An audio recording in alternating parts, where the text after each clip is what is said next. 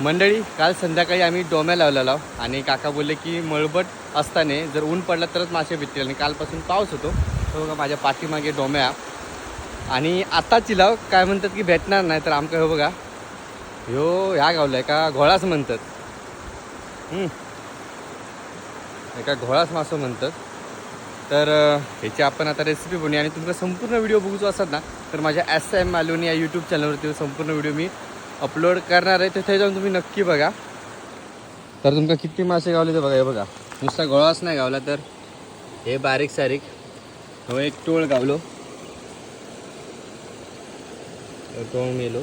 आणि यांचा विषय असा असता की हे जर मासे तुम्ही पटकन काढलाच नाही ना तर त्या पाण्याच्या प्रेशरने या